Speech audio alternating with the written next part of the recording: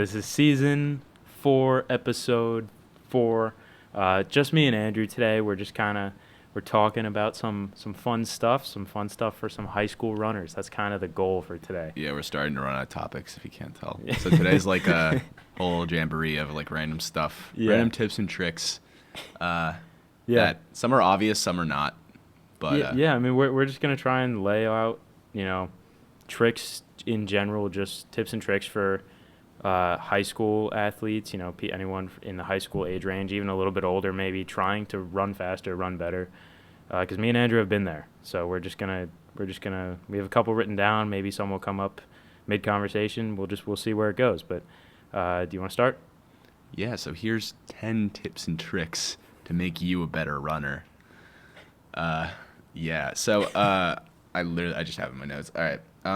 So one of I guess this is sort of like I kind of break things down, and there's like tips and tricks, and some things are just like wisdom, like they're gonna come with time, we could tell people these things and they're not gonna do it because it's just hard to. You gotta learn. You gotta learn it yourself. Yeah. But one of those things is sometimes it's better to do less than to do too much, right? Yeah. So you could definitely go overboard with running and either injure yourself or just mentally and physically burn out, which is not what you want to do. I rather you still be in the season, like it's still running in season, than be completely out. So that's. Yeah, and I feel like at the high school age, it's at least in my experience, it was even seeing some high schoolers now that you and me are friends with and know of.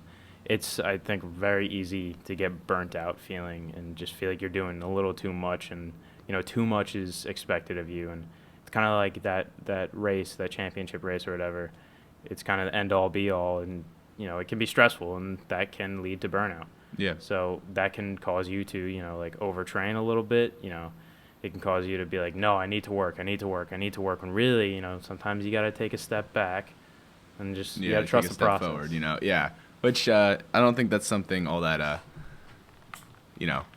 think everyone knows that. That's kind of with any sport. But I guess sort of like this would be the second tip, but this is kind of this goes hand in hand with that. It's kind of not completely separate. Is that core and lifting does not come before like your run. Like if you have a day where you just feel like crap and you're like, I can't do core or do my lift, that's not gonna break you as much as missing like 2 days of running might, or missing a workout. That's a much bigger deal. So like focusing on the runs and not like killing yourself doing like core or lifts. Like you don't want to lift and be so sore that your workout the next day is just screwed. Yeah, exactly. That's exactly what you don't want to do. And that's another kind of wisdom thing where it's like it can tie into the first sort of tip because you can feel like you're not doing enough. Maybe you had an easy run that day and you're like, oh, I need to do more, or something like that, and then you go that night and you hit a hard lift because you feel like you're not doing enough, and then like you said, that can affect the workout the next day. That can screw up even the rest of your week because you get sore 2 days later. Yeah. You don't get sore then. You get sore the day later. The second day. Yeah. Even the third day you could feel it, or you might not even feel it, but it might be there, and you might be a little lactic. Mm-hmm. And I think that's just about like knowing your body a little bit. And again, taking a step back to take 2 steps forward, Yeah. But 2 steps forward, 1 step backward, 2 steps forward, 1 step backward. Yeah, exactly. That's what you gotta do. It's kind of the philosophy of this is less of a tip, but that's kind of like the philosophy of like down weeks and stuff like that. Because I know I've actually never really like perfectly integrated that into like my training, but I feel like that makes complete sense. It's like you take 2 weeks hard, 1 week you drop the mileage by like 5 or 6, bring it up, down. That's just how it works. So actually, I have a question for you. Have you, in all your years of running, how have you dealt with feeling like, you're not doing enough? Do more, and then burn out. To be honest, how can you avoid? Have you tried to avoid that? What is? Recently, I have, but recently there's also been like less stress on me. Like the only stress on me to do well in running is the stress I put on myself. So it's like, I'm honestly not really good with dealing with that at all. I'm probably the worst person to come to if you're like, if you want to be told to do less, because I'll just tell myself to do more. And I from experience, like personally, that was my downfall, I think, in high school, was just doing too much, overloading to the point where I didn't want to run, and I couldn't run anymore. You know, you just kind of feel like poop. Yeah. But to limit that, try and be around people that like know their limits and know when to stop. If you're around those people and train with those people every day, you'll start to realize, you know, you might at first be like, oh, I'm doing more than them, I must be better. Then once they start to kick your ass in a few races, you might be like, well, maybe they're, you know, again, taking one step back and 2 steps forward, whatever, you know. Ultimately, you can be the first person to cross the line in every single workout against your team, but if you're not the first person to cross the line in the races, you're not really doing much for the team. Yeah, exactly. So what's the point of killing yourself? Yeah, and we've seen that. We've seen that all across the board at Ward Melville. Oh yeah, no, you see it. You see it in other schools too. You know, it's like you could almost like tell when there's people like that. They just kind of look like sunken and tired and just out of it because they're working themselves like crazy. You know. Yeah, you know, both of us have been on that end. Yeah, and if you haven't, like, that's actually that's a little bit concerning if you haven't. Pretty been much, there. pretty much everyone. Not that I want anyone to be there, but you know, it's just natural. If you're really passionate about something, you're gonna go overboard, and you gotta find the balance. Yeah. You know. But that's with anything. On to the next tip. Next tip. This is another, especially for high schoolers. Sometimes you can get like super focused on like studying or your sport or like doing whatever that is non-active, but try and like be an active person in general. Like do other sports, other things and activities that are active. Like for me, I'd play spike ball a lot and basketball, and I think that makes a world of difference in training the muscles that you don't normally work and just kind of making you get away from running a little bit. Yeah, I mean, you know, if truthfully, you know, I've been in a situation before where I have not done something like that because I was afraid I was going to get too tired to do like a workout later. But the truth is, you're not going to get too tired from playing spike ball. It's just about being active, getting your heart rate up, and having fun. Yeah, the thing is like, especially if you're just messing around and you're not going that crazy, you're not going to tire your muscles that much. And really, when you're in high school, you kind of have an infinite amount of energy, unless like you have like something going on. Like you genuinely can like suck out so much energy from yourself if you learn the right habits, like, you know, take cold showers, get, you know, sleep properly, don't eat like shit, you know, don't watch TV right before bed or something, like, you know, that kind of stuff. That will enhance like your energy levels so much. That's also kind of like another tip a little bit, but just doing things like that, just like really the basic things, like having a good diet, being active, which obviously you're active if you're a runner. And actually, well, okay, we could go into that, but we'll wait. You obviously work out. You know, you're getting a good cardio burn. You can be active. No, you can be a runner. You can be able to run, but you can still be a sedentary person. Yeah. You know, so you basically don't be a sedentary person. That's kind of this tip. Yeah. You know? Exactly. And I mean, I guess, you know, some people, I think most people know like what being sedentary means, but you want to be able to go out and play basketball with your friends, play baseball with your friends, or spike ball, whatever the hell it is. Go swim at the beach, like you know, maybe go play with your dog a little bit, like all of that. Even though it seems like small stuff, you know, it's keeping your heart rate up, which is in turn kind of helping you stay healthy, helping your circulation, helping everything. Yeah, and I guess like again, like in tandem with that, here's another tip. This is tip number 4, is if you are a bit of a sedentary person, which like you know, a lot of people have been there. Like if you work a desk job, or like me, you're studying, you're sitting one place and just taking notes a lot. That's kind of how I study. I just sit and grind it out. If you're not moving in like 30-minute intervals, like every 30 minutes you should be moving. If you're not doing that, you're gonna have shit circulation. Your blood pressure is gonna skyrocket, and you're just gonna feel like shit. You're gonna have no energy. It's just not a good recipe for recovery or mental health or anything else. And I mean, it's hard, you know, especially for high school students, because, you know, you're sitting there from what is it, like 7 a.m. to probably like 2 o'clock. Yeah. And you're sitting there for 45-minute periods, getting up for three minutes between each of those or whatever, walking to class. Yeah. You do have gym, every other day, however your school does it. You do have lunch. Gym.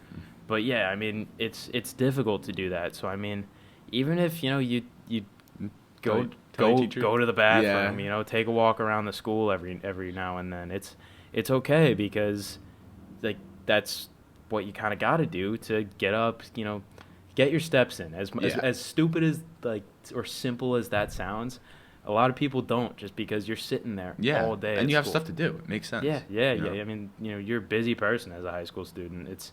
You got time to waste, but you're still super, super busy. Yeah, exactly. So, and a lot of people like to do their work. Like, if you're doing work outside of school, a lot of people just binge it because they don't have the best habits, which I also do. I never had that problem. Really, you just like no, because I was one of the people that, like school was over here, running was over here, and I went towards running with everything. I wouldn't turn in a homework assignment if it meant I had to get sleep for a race the next day. Oh, really? I mean, Pretty much. that's like good. It's good, but not in terms of getting good grades. I mean, I got good grades, but yeah. I mean, you did fine in high school. I don't know. Yeah. Fucking cares.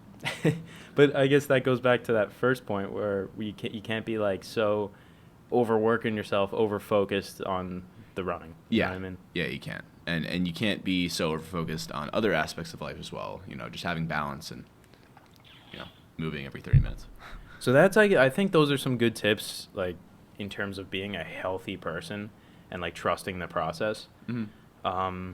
What's the next? Because don't we have a couple? I want to get into some specific tips about like hey, recovery. Well, yes, but like hey, this is how you can run faster. This is how you can improve your 5K cross country time. Do we have any of those? Shoes. What's that? Shoes. Oh, shoes. Okay. You need the right shoe. Yeah. Which is hard to find. Just go to Second Wind. Go to Anthony. Yeah, go to me. I'll help you out. He's like a. You ever see like what's it called? Those like magic like crystal balls. Basically you come into Second Wind. You just conjure I look into one of those crystal balls. I know you're coming because I can look into one of those. Yeah, I heard you could tell people's shoe size just from like literally looking at them like in the eyes. Basically, you just kind of. What's my 6.5. Double that, but yes. Well, but actually, double plus 1. Double? Wait, you're... Yeah, I'm 14. Oh, my God. Yeah. I'm just on the cusp to, like, where I can't go to second. I need to order them beforehand, usually. We do have a lot of 14s. Yeah. It just depends. If I want, like, a specific shoe, I can't guarantee that it's there. I have to call beforehand. Firefly. Okay, but yeah, anyway, so a lot of, especially freshmen, okay? Yeah. High school freshmen, they come into, the sport, and they don't have, like, they ran maybe in middle school, maybe not. I think like 50-50 probably do and don't. So, they don't have the right shoe. They come in, they run in basketball shoes, they run in, Nike free runs, which really, Nike free runs are terrible running shoes. They're not good at all. There may be a good gym shoe, but I would not run in them. Yeah, you can lift in them if you want. Yeah, but if you want, it's sure, you could lift in your bare feet too. Yeah, exactly. So getting the right pair of shoes, because ultimately what that is doing is that is preventing injury. So because it's getting more cushion under you, it's giving you the right support in case you pronate, whatever it is. And for those of you that don't know what pronation is, it's when your arch collapses, your ankle sort of turns inwards, and there's shoes designed, stability shoes are designed to make it so you don't pronate. It corrects that. And we're good on time, right? Yeah, I think we're good. Okay. My eyes aren't that good. Okay. We just got to keep an eye on it because I forgot. Okay, so basically stability shoes, what those do is that corrects your pronation to a point. And different shoes, it varies to a degree how much they do that, but that's why it's important to go to a running tech shoe store. So you can, they can look at your feet, they can evaluate how you stand, how your form is, and you can actually try on real running shoes and not Nike free runs. And because you're going to save yourself some injury. I mean, you surprisingly you don't get injured, but you also take your shoes. Yeah, I'm probably going to have terrible joints when I'm older. Like, but especially since I'm quite heavy for a runner. I'm like most runners are like around like 140. I'm like 180, and Well, you're also like 6'4". Yeah, but just change the amount of force going into my knee. You know. That's a good point. That's a good point. Yeah, I don't change my shoes often, and that's bad. And what I also don't do, and I know I should do, I did it for a little bit, is get a pair of walking shoes and a pair of running shoes. Yes. I'm walking in my running shoes right now because there's certain activities I like to do in them. I don't know. I feel like they're like lucky, so I'm just being stupid. They're your lucky running shoes. I play really good die in these shoes. I've ruined them though playing. Yeah. So you should definitely do that, and also just like invest in like you can get a walking shoe that's meant for walking. Like it's there's walking shoes, there's running shoes, there's whatever. Well, okay, so there's walking shoes, yes, but a lot of them are leather and they're kind of terrible. Yeah, you don't need. I mean, like what I'm saying is like you don't need like you don't need to be walking in like Vomeros and stuff like that, or you don't necessarily need like a super great shoe. Yeah, I mean, so basically, I mean, my opinion is you would want a good shoe to walk around in, just because you're probably putting a lot more miles on your walking shoes than on your running shoes. Yeah, maybe. Well, yeah, depending on your mileage. Yeah, yeah. Well, do you think that like what kind of shoe do you think would be like best for walking? Would it be like a cushy one, or does it depend on the person? Do you want like a low, drop off? Heel drop. Yeah. Do you want like a low or high one? So it totally depends on the person. Totally depends on their circumstance. For me personally, I walk in the New Balance 1080s and I walk in the Hoka Clifton. I have those. Hokas two have shoes. a small drop, right? Hokas have a small drop. I'm not familiar with the drop on the New Balance 1080. I think they're like 11 or something like that. Or like, oh wait, no. I know the Vongo's at 8, and the Vongo's the stability version of the 1080. Okay. So I would guess the 1080 is at 8 as well, but I'm just kind of pulling the number out of my ass. You might be right on 8. I think I'm thinking of some other New Balance shoe. I think New Balance runs like sort of like Nike, where it's a higher drop off a little bit. Yeah, yeah. 8 is still up there a little bit. Yeah, but that's like not that bad. It's like mid. Because Hoka's like 3-4. 3-4. Oh wow. Yeah. Okay, I thought they were like 5. Maybe 5 for some of them. Yeah. But anyway, yeah. So basically, I walk around in neutral cushion shoes, okay? But I run in a stability cushion shoe, okay? And I run in a stability cushion shoe because I pronate. But I don't walk in a stability shoe. I still pronate, but I find that more comfortable for, standing on my feet all day. So I think it's kind of get a shoe that you can, be in and is comfortable, and then for standing and walking, and then but the whole point of that is to, protect your running shoes so they last longer. So when you are running and you're putting 7 times your body weight on each leg, yeah, you're not getting injured because your shoes aren't dead. Yeah, and you're also, when you're walking, I feel like you're putting pressure in different places than when you're running. When you're running, you're putting it on the balls. Like I have holes in some of the bottom parts of my shoes because the ball of my foot is just digging into there when I'm running. Yeah. Now when you're walking, you're not necessarily putting pressure on the ball of your foot. You might be putting it on like the toes more, or like your heel. I don't know. It depends how you walk, but that is also not great because even though like you might not be landing on those spots when you're running, having no cushion there because you're walking on that too is also not like and you're also wearing down the tread and whatever else. But yeah, definitely. Yeah. I mean, yeah, it's totally different mechanics walking and running. So Yeah. your gait changes, your foot strike change, everything changes. Yeah. So yeah, I mean, basically, if you just get new shoes, keep your shoes up, like fresh, and every season you get a new pair. I guess that was always my rule of thumb. Yeah, just explore. Yeah. Like, don't get the same shoe just because like get the same shoe if you have a great experience with it, but don't get one just because like you got that one the first time and you're I like, get a whatever. new shoe every time. Yeah. Just because I like exploring. Yeah. But then again, I do know people that Yeah, and you know your shoe stuff. Yeah. Like, well, most people don't. Like, you work at a shoe store. Yeah. So yeah, what's the next tip? I think that was a good one. I mean, okay, so this is like a little small one, but if you really want to like ramp up recovery, ice baths, hot baths, and also flushing out. Yeah. All great things to be doing all the time. Yeah, not every day. You don't want to take an ice bath every day. So maybe we should talk about let's talk about each one, and let's talk about why you would use it and like how it benefits you. Okay, well, I think ice baths is like the biggest one. Let's say that's the most important one. Yeah. First tip: don't take ice baths naked. I did that for a year. Wait, you did that when? I did that for like a whole year. Why? I don't know, because I was like, ice baths got a lot easier to do after that. Yeah, I'll say that your much. tolerance goes up. Yeah, well, yeah. The worst part was getting the part that would be covered by the underwear in. So yeah, don't do that. I made that mistake. But I mean, you know more about this than me. But ice baths basically they reduce inflammation. They also constrict blood flow when you're in there. Yeah. But then once you get your legs out of there, you start ramping up level a lot because you're warming up your legs. So it's enhances circulation and helps you recover. Obviously, that's how that works. That's the extent of what I know about it. Yeah, but yeah. I mean, yeah, it's pretty much true. You know, it reduces the inflammation because it gets the blood out of there. you Yeah, know? exactly. It's like when you're cold, everything tightens up because you're trying to like keep your body heat. You know. Mm-hmm. Same premise. You know, everything tightens up. That makes blood leave your muscles because everything constricts, and then when you get warm again, when you leave the ice bath, you can literally feel the blood rush back down into your legs, and That's why it gets red. Well, Yeah. actually, I don't know if that's why. That's probably why. Maybe. Actually, Actually, it's probably I don't not know. why. I don't know. I'm probably wrong about that. I don't know if that's why. Yeah, I that's don't just know. complete. That's out of my ass. That's why it's red. That's why it's red. It's probably red because it's cold. I don't know. But yeah, no, it helps recovery because it gets lactic acid, gets all the shit you don't want in your legs out of there. Yeah. Theoretically. Theoretically, And yeah. typically I take my ice baths for 10 minutes. I do 10 to 12. I basically just do 3 songs in Spotify. Okay, yeah, that's a good rule. That's a good rule. That's a good way to think about it too. Yeah.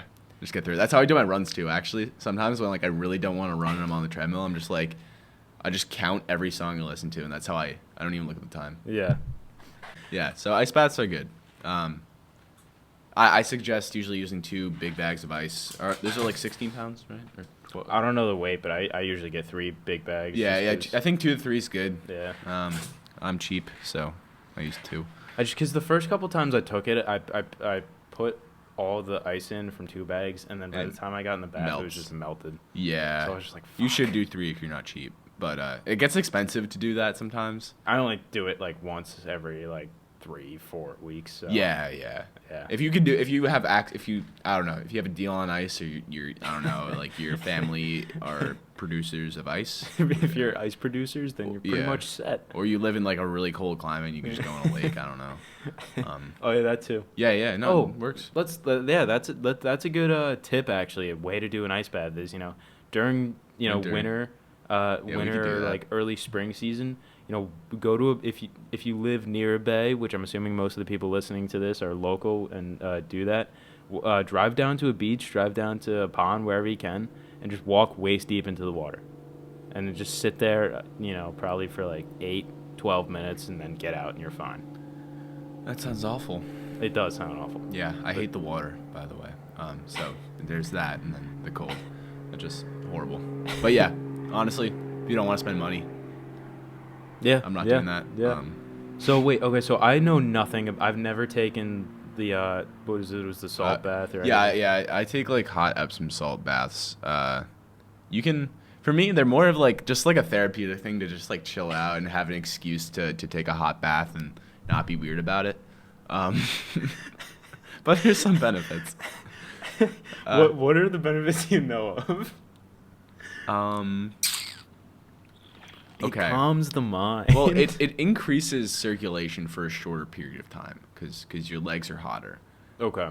It does that. It also dehydrates the shit out of you, which is not good. So you Okay. have to chug water while you do it. I don't even know if that's an effective way of getting the water and electrolytes back into your system, but that's just what I do because, Yeah, I mean, I think yeah, You know. it's probably fine. water's water. As long as Yeah. you're drinking it. Yeah, and then the Epsom salt part, I get like a special one that has like eucalyptus in it. Cause it's What like, the hell it's is like a spa guy. eucalyptus? It's like the lemon smelling scent that like every like girl ever like diffuses in their room. I don't know. It's good though, and yeah, it's like it also has like menthol in it, and Okay. it's like mint. It's Okay. nice, but yeah, I get that, and it also it reduces like swelling and like joint pain and stuff like that. Okay. I can see that. Yeah, it's definitely not as good as an ice bath. It's just because like I'm fucking cheap, and don't want to buy ice, and I also don't want to take an ice bath at the time. So Well, if anything, you could do that and then stretch afterwards because it probably, loosens up loosens it all up. your muscles. yeah, I just wouldn't go too far with the stretching.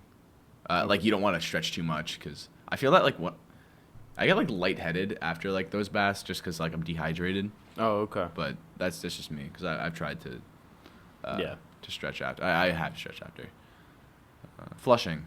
Oh yeah, Who knows? flushing. Yeah, so I've flushed before. I've had experience with that.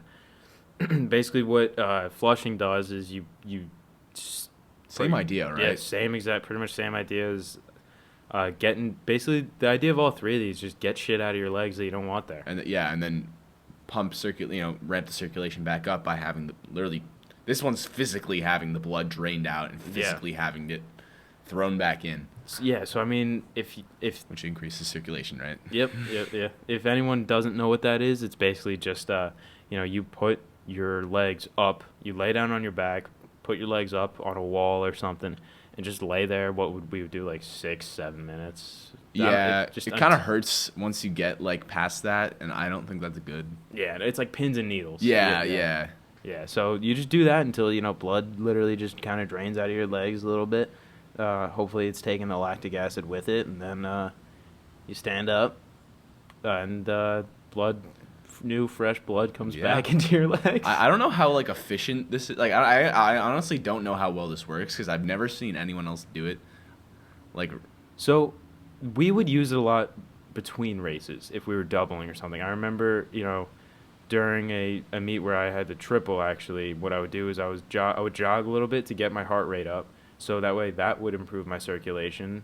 And then I would put my legs up so all the lactic acid would flush out and the new blood would, come in or whatever.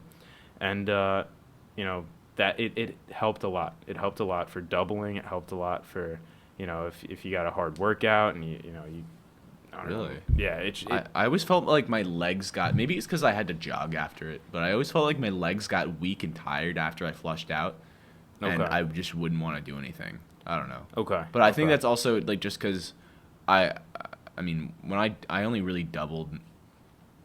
When I doubled, I'd have like a 4-hour break usually. I didn't double and triple like you did for like because we Yeah, I we was, used like, you in going like every one- race or dual meets to I was like going one after the other. yeah. a So lot of the you were time. going one after the other, but I never really had. I mean I've done that, but I never. So yeah, I mean, Yeah. in my opinion, it's a good way to help Okay. you recover between doubles. Okay. Flushing. Yeah, I like that. I think that's.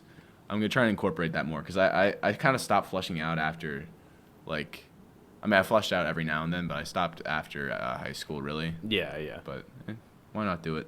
Next tip. Yeah. What else? Stretch, Okay. but Yeah. not too much. So yeah, we could talk about this a little bit. Yeah. Stretch because you should stretch. That's not revolutionary, Yeah. I mean, but don't do it too much. Yeah. So yeah. Okay. Anthony knows more of the science behind this than I do, but there's a balance of like being too. You don't want to be too tight, but you don't want to be too loose.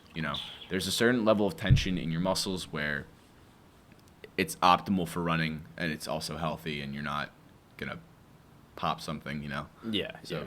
Yeah. The So, whole so I science mean, part. with the proteins in your muscles, I'm not going to get too into the nitty gritty, but with the proteins in your muscles, there's sort of like this range where if the proteins are too stretched out, then they theoretically won't be touching, and then theoretically your muscle won't contract as forcefully because not all those proteins are super connected.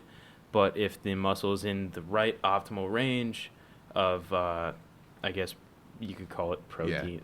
I don't know what you would call that, but yeah, like it's like an optimal like yeah, way of pushing on something. Like it's easier to kick a door open at the handle as opposed to at the bottom. Yeah, it's easier to There's- lift something up and pull something towards you with two hands than one hand. Yeah. Okay, so if you're using, let's say it this way, if you're using one hand to pull something towards you, you're not exerting as much force as you can on that object. If you're using two hands to pull something towards you, that's more force, and then that's basically what's happening in your muscle. If the more proteins that are connected to, I'm trying to say Yeah. this in simple terms. Yeah. It's a little bit There's two types of proteins in your legs. It's like myosin and actin. yeah. The more that they're connected, and the more of them that there are connected, the better. You don't want to be too connected though, because you'll be too tight. So blah, yeah, blah, blah. There's a certain level of if they the overlap. proteins, yeah, basically theoretically think about it like this: if the proteins are too connected, your muscle is fully contracted, okay? Because all the proteins are like binded together. If your muscle's too loose, the proteins are like this. If your muscle is in the optimal range, it's like this and ready to go. Mm-hmm. So if your muscle's in the optimal range, you can just produce more force. But if you stretch, if you overstretch your muscles way Yeah. too loose, then Which you're most gonna people be- don't. Most people don't. Most people don't. But yeah, so that's why we should probably talk about the benefits of stretching. Yeah.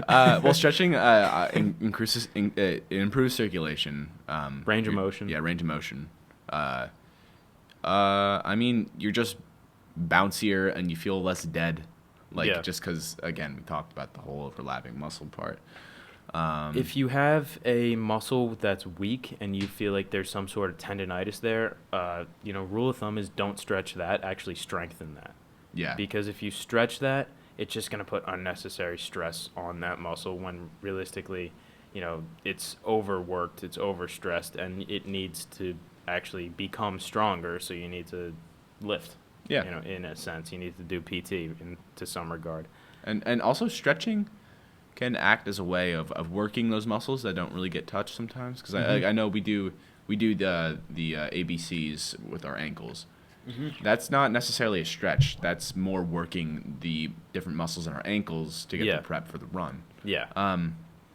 So stretching is really good for that stuff, and obviously good for injury prevention. If you're too tight, you can blow something in your leg, or you could just get worn down. Yeah. Yeah. These are things people know. Yeah. Pretty much. But I feel like we can go, from that to like this is also related is doing your PT, even if you're not injured, doing PT.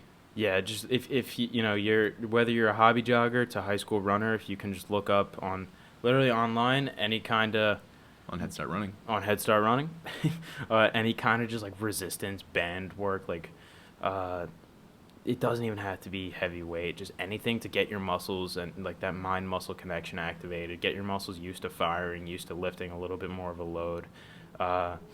It really just makes the world's difference. Not in times, not in the amount of force your muscles can produce, but more in the sense of your muscles can take more the load. They can take the load of you running more, which prevents you from getting injured. Yeah, those like the way that I think of it, this is not scientific whatsoever, is that those little muscles are kind of holding up your big muscle that's doing the work, right? Pretty and much. if those little muscles just like, crash and burn, Yeah. that big muscle's just gonna fall down and you're screwed. That's just how I think of it. But like, Yeah. it's really important to get.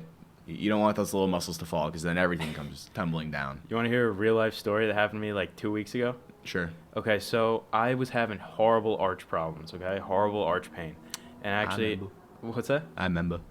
You were telling me Yeah. about it a little bit, yeah. So I went to the physical therapist, and I've been going to them for years, and it actually turned out that it wasn't my arch, but it was my I think it's called my popliteus muscle.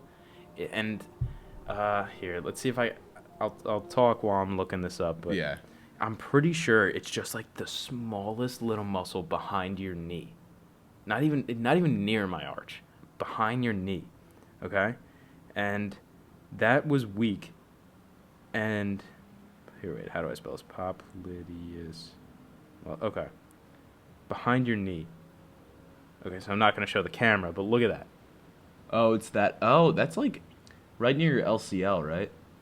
Right. I think guess so. that's close to your LCL because my brother actually had the same issue. I think he had something weak there. Okay. And tore his LCL. Okay. I mean, I don't know. Yeah. not really. I didn't even know that muscle existed.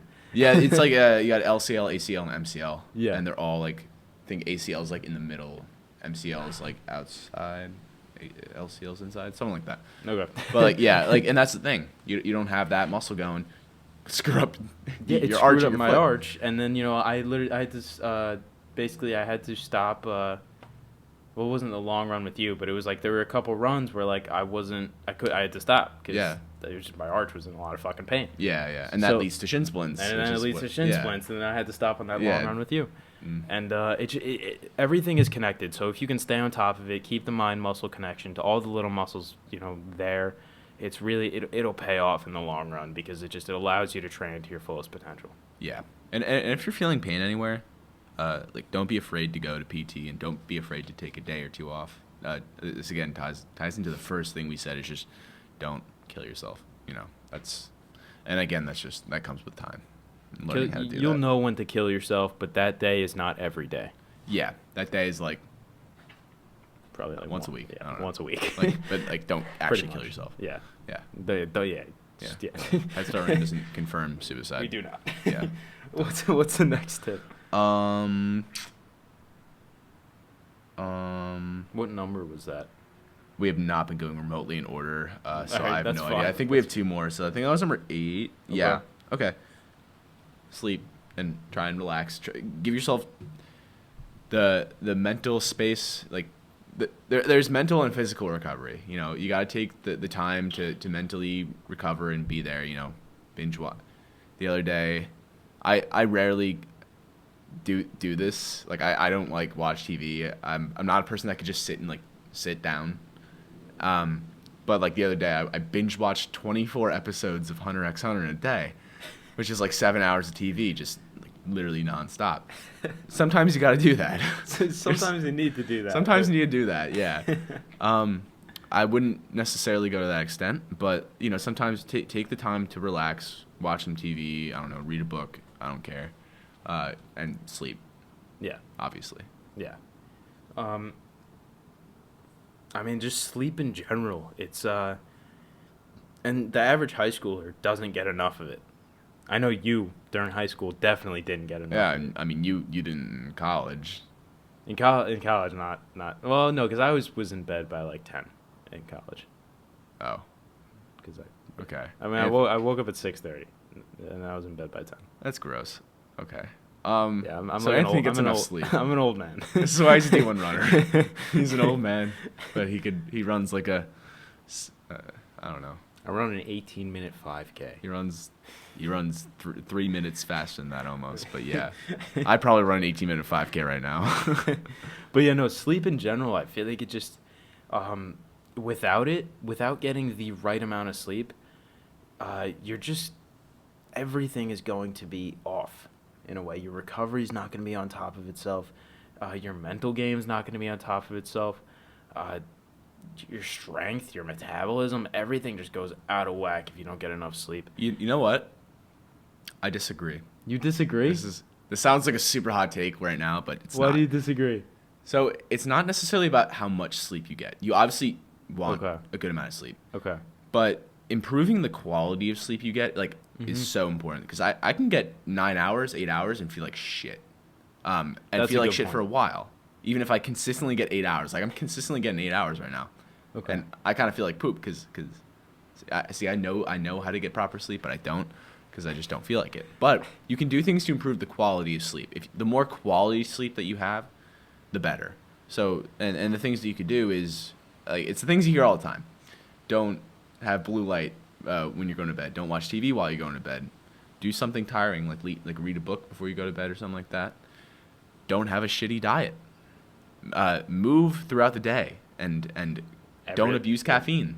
That's a big one. Don't have caffeine. All right, I'm the worst with this. I'm getting better, but don't abuse caffeine, and also don't take it after like 3 o'clock because the half-life of coffee is like, I think it's like 6 hours or something. I'm gonna. Look this So up, it'll actually. last that long. That's just the half-life. No, so half of it decomposes in your system and by then that it time takes- in and then- 6 hours. Then half again. So 12 Yeah. hours later, you have a quarter of the caffeine there. So literally, you can be 18 hours later, you still have an eighth of the caffeine. So if you have 200 milligrams of caffeine, you still have 25 milligrams in there. That's the But- right math. But how long does it take for it to go through your liver and then for you to poop or pee it out? I mean, like, the thing is, like, it doesn't. Does it work like that? You technically don't get all. Like, I still have caffeine in my system right now, just because like it keeps on decomposing, like slow, because it goes half. Yeah. You know. Okay. Actually, I just want to check this though. That's wild, but it's true, you know. And actually, I Yeah, was 5 hours. you want I'm gonna bring up a different podcast. I'm gonna bring up the Joe Rogan podcast. I was watching an episode about that about Ivermectin? coffee. Uh, What's that? n- What did no. you just say? What did you just say? no, no, we should start. We should start. I don't know, telling people to unvaccinate themselves. Oh God. I actually like the Joe Rogan podcast though. I'm just. It's fucking pretty around. good. I think it's It's interesting. yeah, it's interesting as shit actually. But anyway, no one's gonna lie. Okay, so I was watching an episode about coffee, and this guy, I don't know who it was, whatever. He said that he stopped drinking coffee. I watched this. You watched that? I did. Okay. And then he said he just could sleep again. Yep. Like he just slept like amazing. You just go out. Yeah. Yeah. And I think there's a lot to say about that, truthfully. Yeah, I think caffeine is like one of the. It's not that bad of a drug, but like It's it can addicting be. as hell, It's so addicting. and if it destroys your sleep, I mean, I don't drink coffee every day during the summer, but during the school, I was drinking 4 or 5 cups of coffee a day. Yeah. You know, it fucks with you. Yeah, and I think if you use it strategically, Yeah. you know, have a cup or two when you wake up, get your day started. Yeah. And then And don't, first of all, you also feel that a lot more. Like Yeah. personally for me, I've been abusing coffee for years and years. yeah. I drink a cup of coffee, I can go to bed after. It doesn't do anything. I get the withdrawal symptoms gone. I'm not even kidding. No, yeah, you literally, I get like an oral fixation of just like, the only time I use a mug is when I'm drinking coffee. So the mug to my mouth is like, there's literally oral fixation there. So now I literally just put water in a mug to like try and not drink coffee. Interesting. Yeah. I mean, that probably works.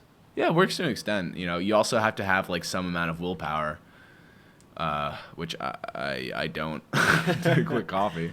But Another tip I want to add spontaneously is actually, and I know there's mixed opinions about this from from that I've heard from different people on our high school team when we were there, but use caffeine for racing. I think it's not cheating. It's not gonna improve your time like crazy. But if you can feel energized during a race, why not do it? use it for workouts too. Caffeine is proven to improve your high intensity interval training. That's like, it's really good for that. Oh, okay. Yeah, you don't want to abuse it, and you shouldn't rely on caffeine for every run or anything like that. And If you're doing it every run, then you're doing yeah, it too then much. you're just like, if you don't have it, you just shot. But it's a great way. You know, you just have to be strategic with your drug use. You know, You have to do. be strategic with your. look, so, take shrooms before your long run. Oh, This is God. condoned. Yeah, I don't even. I don't smoke a even- joint right before. You know, you'll feel great. Like, it's the best thing to do ever. It just. Oh my God. Okay, another tip. Oh yeah, drugs. Another tip. Yeah. Don't if you want to run fast, don't do Yeah. it. Yeah. It's gonna destroy your times. Yeah. Smoking is going to destroy your fitness, destroy your times. Drinking It will. alcohol is going to destroy your recovery. Yeah, and again, like you know, everyone in high school, you're gonna go through this. Like, you're gonna be exposed to these things. You're gonna try it. You know, it's inevitable. You're going to do it most likely. Just do it in moderation if you're gonna do it. You know, Yeah. it's okay. Like, there's plenty of elite runners that drink, but they don't binge drink once a week and completely destroy their body for the next Yeah. day or two after that. Yeah. Do everything in moderation. Like, there's plenty of runners that do drink and do smoke. I mean, doing it in the right way. I mean, you're in high school, so don't do it. Well, my technically. personal opinion is that if you do it, you're going to destroy your times. You're going to destroy your training. You shouldn't do it. That's my personal opinion. You know, if you're trying, and I guess this is a tips of how to get faster video Yeah, or podcast. So in the general sense, yeah. It's not not- doing it is better than doing it. it's not going to help you. It's gonna make you get worse, way worse, Yeah, very fast. it will. I think, though, it can be overrated how much it can affect you. Because, like, first of all, you're in high school, so the tip is don't do it. But I think, like, if you need to do a drug, like, I guess need is Life, the right word. man. If Life. taking this drug will help you relax, drugs as in alcohol or weed, like kind of nothing else. Or life. Or life. Or life. The drug of life. And Anthony's asshole. Yeah, but if that will help you relax and you're doing it in moderation, first of all, don't rely on the drug to help you relax. But let's say you want to do that. Tread lightly with this. Yeah, what you're tread saying, lightly man. with this, with what I'm saying here. I'm not saying drink until you don't feel the pain anymore. But I'm saying like you're in a social scenario and it'll help you relax and you want to do this. That's okay once in a while, as long as you have like 3 or 4 beers, you're a little loosened up, whatever. If you're gonna do it, at least don't do it at championship season. Yeah, no, you shouldn't. I don't. What was that? I'm not 21. I was gonna say something. Okay, you don't do it during championship season. If you're gonna do it in season, plan it and don't go crazy. Like, yeah. And also, if you're gonna do weed, don't smoke it if you can. That's just kind of common sense with running, but just don't do it if you want to get better. Really. That's common sense. Yeah. I mean, that's pretty much all. That's all I have to say about that. Yeah, we don't do drugs on the Head Start Running podcast, except for ketamine and heroin sometimes. Crocodile. You tried crocodile yet? What? It's like heroin on steroids, pretty much. Literally makes your skin into like alligator. I've heard of that. Yeah, it's pretty sick. That will help you get faster. I'm just saying. Oh my god. I guess we didn't even talk about this, but altitude training. Oh yeah. Okay, tip number 10. But like highschoolers can't really altitude train. Yeah, go to a mountain. I don't know. Just run uphill. Yeah. Oh, run uphill. Yeah, that's run a uphill. perfect Look tip. at Run this. uphill. Tip Run number uphill. 10B. Run uphill. Run uphill. Find hills, run them. Yeah, if you can run uphill, if you can get good at running uphill, you will become stronger. Yeah. I hate hills. It is just. Yeah. Even hill workouts, hill repeats is generally that's a great workout for the start of the season. Generally, you don't want to do that towards the middle or end of the season because that's tiring, high intensity. It really takes a toll on your body. But yeah, those are really good for just strength building. Just being able to finish that last part of the race. Especially in cross. What was that last tip we had on the notes then? Yeah, this one again. I feel like we've kind of repeated the first tip multiple times, but this one is for beginners. And also for any runner, staying consistent and also taking it slow. Yeah. Which again, that goes hand in hand with what we've been saying. That's the most important thing when it comes to running and really any form of training. You can have you could always be that guy and have a week like where like you take your tempo like really fucking fast and then you're dead, and then you have to take 3 days off or whatever. Which or both of us have been that guy. Yeah, and everyone will probably, but just staying consistent with what you're doing with your lifting, your core, just running 5, 6, 7 days a week, whatever you do, just keep on doing that.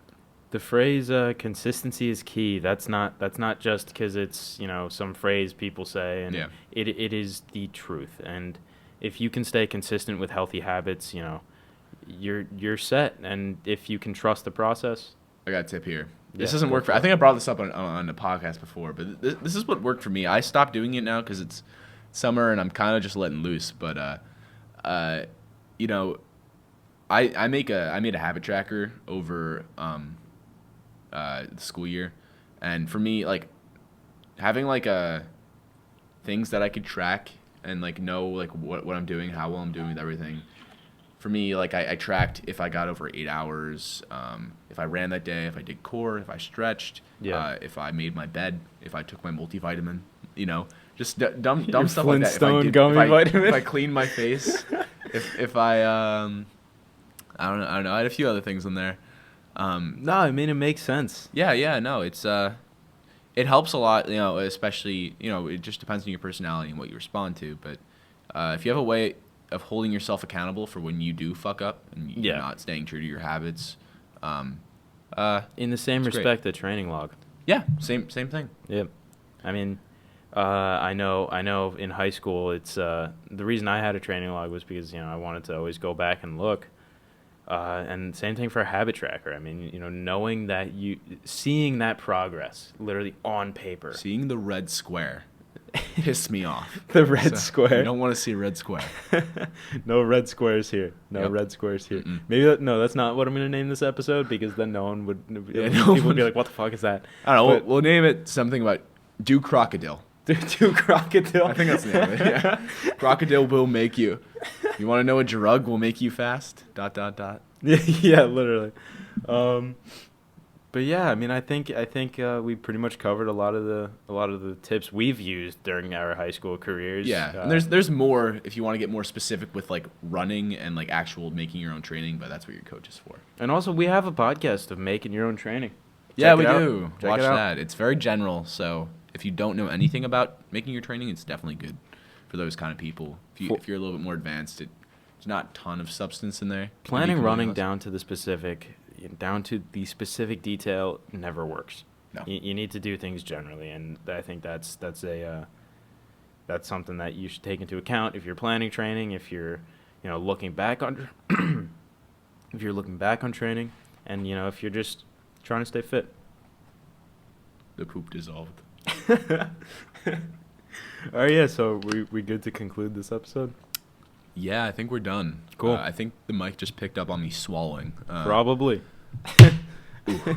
Well, thank you for watching. This has been season 4, Episode 4. Oh, episode 4. yeah, I feel like we've gotten this wrong multiple times. We're gonna look stupid if it's Yeah, wrong. but it's Yeah. just, If it's there not we season go. 4, episode 4, then it's we're season sorry. 4, we episode kinda something. we planned this like last night. Yeah. This wasn't. Thank you for watching. Yeah. See you guys later.